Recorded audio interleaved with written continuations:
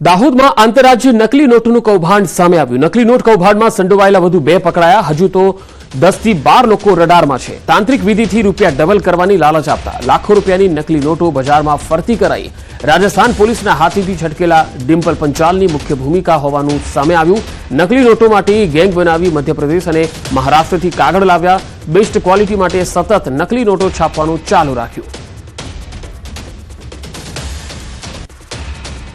દાહોદ जिला police LCB અને એસઓજીની સંયુક્ત કાર્યવાહીમાં જે નકલી નોટોનો કેસ કરવામાં આવેલો હતો, જેમાં જે આરોપીઓ પકડાયા હતા એ તમામ આરોપીઓ રિમાન્ડ ઉપર હતા।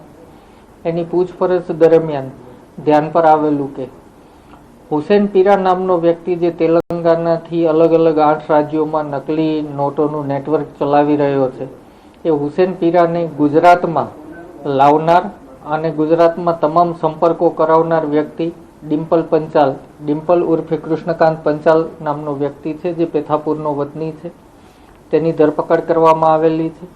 આ ઉપરાંત આ જ ગુનામાં સંડોવાયેલા અન્ય એક ઈસમ મુકેશ મુનિયા નાઓની પણ ધરપકડ કરવામાં આવેલી છે। સુરતથી સમાચાર આવી રહ્યા છે। હુમલો કરનારા આરોપી પકડાયા છે। વેપારી પર તોફાની તત્વોએ જે રીતે હુમલો કર્યો હતો, આ હુમલાખોરો પકડાયા છે। હુમલાની ઘટના સીસીટીવીમાં પણ કેદ થઈ હતી। આ તસવીરો સીસીટીવીની આ દ્રશ્યો છે જે આપ જોઈ રહ્યા છો। સુરતના વરાછાનો બનાવ। પોલીસે સીસીટીવીના આધારે 3 આરોપીને દબોચ્યા છે। વરાછા પોલીસ દ્વારા 3 આરોપીનો બનાવ સ્થળ પર રિકન્સ્ટ્રક્શન કરવામાં આવ્યું। હાલ તો વરાછા પોલીસે 3 ઉપર ગુનો દાખલ કરી અને વધુ તપાસ હાથ ધરી છે। તો આ સીસીટીવીમાં આખી ઘટના કેદ થઈ છે। તમે જોઈ શકો છો કે હુમલો જે કરનારા તત્વો હતા એ કઈ રીતે તેમણે હુમલો કર્યો હતો। 2 અલગ અલગ તસવીરોમાં આપણે બતાવી રહ્યા છે। પહેલી તસવીર સીસીટીવીના દ્રશ્યો જેમાં હુમલાની ઘટના બની હતી। બીજી તસવીરમાં તમે જોઈ શકો છો કે જે 3 આરોપીઓ પકડાયા છે તેમનું ઘટના સ્થળે લાવી અને રિકન્સ્ટ્રક્શન કરવામાં આવ્યું। વધુ માહિતી મેળવીએ। સુરતથી સંવાદદાતા કીર્તેશ પટેલ જોડાયા છે। કીર્તેશ, જે તોફાની તત્વોએ હુમલો કર્યો હતો આ કોણ હતા, તેને લઈને શું માહિતી આવી રહી છે હાલ?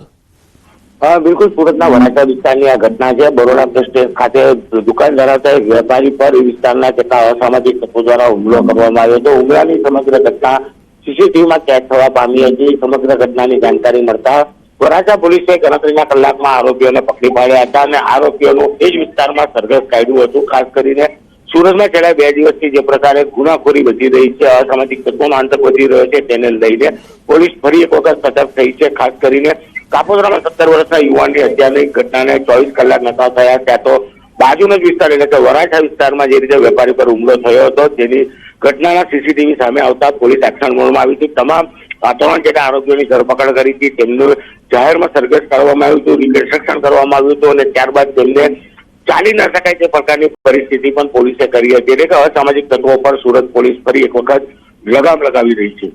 જી કીર્તેશ, આભાર માહિતી આપવા માટે। તો સુરતમાં હત્યાની ઘટના બાદ પોલીસ હવે સતર્ક બની છે। અસામાજિક તત્વો પર લગામ લગાવવા માટે કોમ્બિંગ હાથ ધરવામાં આવ્યું। પોલીસે કેટલાક વિસ્તારોમાં કોમ્બિંગ હાથ ધર્યું છે, જેમાં કાપોદ્રા પોલીસ સ્ટેશન હદ વિસ્તારમાં દીનદયાલનગર નજીક હત્યાની ઘટના બાદ પોલીસે કોમ્બિંગ હાથ ધર્યું। કૃષ્ણાનગર વસાહત, દીનદયાલનગર વસાહત અને રામનગર વસાહતમાં પોલીસે કોમ્બિંગ હાથ ધર્યું હતું। એટલું જ નહીં, અસામાજિક તત્વોને પોલીસ દ્વારા કડક સૂચનાઓ પણ આપવામાં આવી છે। 2 અલગ અલગ તસવીરો આપણે બતાવી રહ્યા છે। આમ તો 3 તસવીરો છે। વચ્ચેની જે તસવીર છે જેમાં કોમ્બિંગ હાથ ધરવામાં આવ્યું છે અને પહેલી અને ત્રીજી તસવીરમાં તમે જોઈ શકો છો કે જેમાં 2 હત્યાના બનાવો સુરતમાં બન્યા હતા। ત્યારબાદ પોલીસ સતર્ક બની। આ તરફ અમદાવાદમાં ફરી અસામાજિક તત્વોનો આતંક જોવા મળ્યો। રખિયાલમાં અસામાજિક તત્વોના આતંકનો એક વિડીયો વાયરલ થયો। મોમીન મસ્જિદ પાસે યુવકને માર મારતો વિડીયો વાયરલ થયો। હાથમાં ધોકા અને ચાકુ રાખી યુવક પર હુમલો કર્યો। મારામારીની ઘટના સીસીટીવીમાં કેદ થઈ છે। સમગ્ર મામલે હવે પોલીસ તપાસ કરી રહી છે। 2 અલગ અલગ તસવીર આપણે બતાવી રહ્યા છીએ। પહેલી તસવીરમાં જે મોમીન મસ્જિદ રખિયાલ ખાતેનો બનાવ, જ્યાં કેટલાક યુવકો છે એક વ્યક્તિને બાઇક પર બેસાડી અને માર મારી રહ્યા છે અને બીજી તસવીરમાં તમે જોઈ શકો છો કે અહીંયા પણ અસામાજિક તત્વોનો આતંક જોવા મળી રહ્યો છે। ભાવનગરના પાલીતાણામાં મારામારી થઈ। હાથિયાધાર વિસ્તારમાં મારામારીની ઘટના બની, જેમાં 8 થી વધારે લોકો ઘવાયા છે। રૂપિયાની લેતી દેતીનો આખો આ મામલો હતો જે મારામારીમાં પરિણમ્યો। ઈજાગ્રસ્ત તમામ લોકોને પહેલા પાલીતાણાની સરકારી હોસ્પિટલમાં લઈ જવાયા અને મારામારીમાં ઈજા પામનાર 5 લોકોને વધુ સારવાર માટે ભાવનગરની સરટી હોસ્પિટલમાં લઈ જવામાં આવ્યા। પાલીતાણા ટાઉન પોલીસે બંને પક્ષે ગુનો નોંધી વધુ તપાસ હાથ ધરી છે।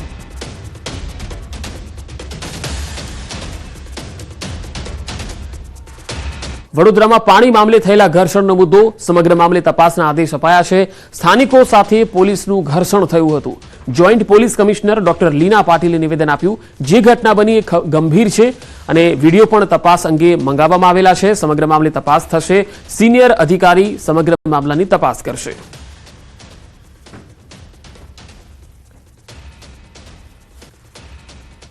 સમામાં ગઈકાલે પાણી મુદ્દે મહિલાઓ દ્વારા જે વિરોધ પ્રદર્શન કરવામાં આવતું હતું અને એ બાબતે પોલીસ ત્યાં હાજર હતી અને એ દરમિયાન બહેનો સાથે જે વર્તન બાબતે અમારા ધ્યાન પર આવ્યું છે તો એ બાબતે અમે સિનિયર અધિકારીને ઇન્ક્વાયરી આપેલી છે અને એમાં જેનું પણ વ્યવહાર યોગ્ય નથી એ બાબતે ઇન્ક્વાયરી આપી છે અને એના ઉપર એક્શન લેવામાં આવશે.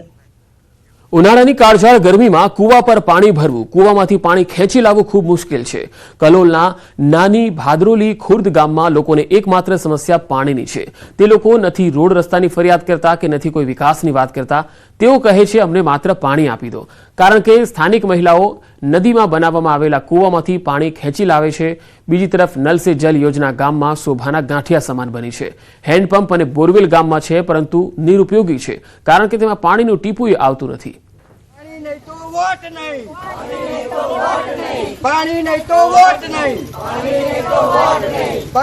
તો વોટ. બચ્ચોની સમસ્યા દૂર કરો, પાણી આપો, પાણી આપો. બચ્ચોની સમસ્યા દૂર કરો, પાણી આપો, પાણી આપો. નળ મૂક્યા છે, પાઇપો દબાઈ છે, પણ એ પાઇપો દબાઈ નાહી જાય, એ નહીં આવતા નળ. કશું નહીં પાણી. અને પંપ પાણી છે તે મોરું લાગે, પીવામાં કમ ના લાગે, એ ખૂટી જાય. બે બેણો આવે, 3 બેણો આવે. આ ધોવા તે ઠેઠ પેલપા જવાનું કપડા. નદીમાં પાણી સુમાહાનું આવે તો ચોમાહામાં પાણી આવી જાય તો અમે કઈ જઈએ પાણી ભરવા. તારે ઉનાળો આવી ગયો, ઉનાળામાં પાણીની બહુ તકલીફ છે. કોમ કરીએ, પાણી ભરીએ કે ખાવા બનાવીએ, છોકરાને ભણવા મોકલીએ, કઈ જઈએ એમ. તો પાણીના કારણે આ ગામના છોકરાઓ કુંવારા રહેવા લાગ્યા છે. જો લગ્ન થાય તો વહુ પાણી ભરવા જતી નથી.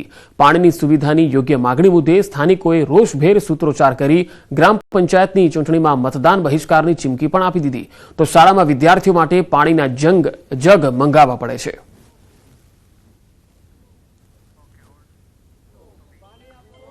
અહીંયા 3-4 વર્ષથી લગ્નનો બી એવું થાય છે. અહીંયા પાણી વિશે વાત કરીએ છીએ તો લગ્ન બી નહીં થતા છોકરાના. નાની ભાદરોલી ખુર્દ શાળામાં આજુબાજુ 3 બોર કરેલ છે, પણ પાણીનું સ્તર નીચું હોવાથી પાણીની સુવિધા નથી. તો બાળકો માટે જગ દ્વારા પાણી પૂરું પાડીએ છીએ. તો સત્વરે પાણીની સુવિધા પૂરી પાડવા એક નાની ભાદરોલી ખુર્દ પ્રાશાળાના આચાર્ય તરીકે નમ્ર અરજ છે. માત્ર ઉનાળામાં જ નહીં પણ આખા વર્ષ દરમિયાન પાણીની સમસ્યાનો તકલીફનો સામનો કરતું એક ગામ છે પંચમહાલ જિલ્લાના કાલોલ તાલુકાનું નાની ભાદરોલી ખુર્દ ગામ છે. હું આપને સીધા દ્રશ્યો બતાવીશ. આપ દ્રશ્યોમાં જોઈ શકો છો ગામમાં અંદાજિત 60 ઉપરાંત રહેણાંક મકાનો આવેલા છે. 500 થી વધુની વસ્તી ધરાવતા આ ગામના જે રહીશો છે તેમની સ્થિતિ આપ જોઈ શકો છો. પાણી માટે પારાવાર મુશ્કેલીનો સામનો કરી રહ્યા છે. ગામમાં હેન્ડપંપ આવેલા છે, પરંતુ પીવાલાયક પાણી નથી. સાથે સાથે જે બોર છે તે પાણીનું સ્તર નીચે જતા હાલ કામ નથી આવી રહ્યા. અહીંયા નલ સે જલની યોજના અમલમાં મૂકવામાં આવી છે, પરંતુ એ માત્ર હાલ કાગળ પર હોય એ પ્રકારની પરિસ્થિતિ જોવા મળી રહી છે. ગામની મહિલાઓ મજબૂર બની છે. અહીંયાથી જે ગામમાં એક કૂવો આવેલો છે, આ કૂવામાંથી પાણી લાવે છે. નદીનું પાણી છે, ખાનગી કૂવો છે.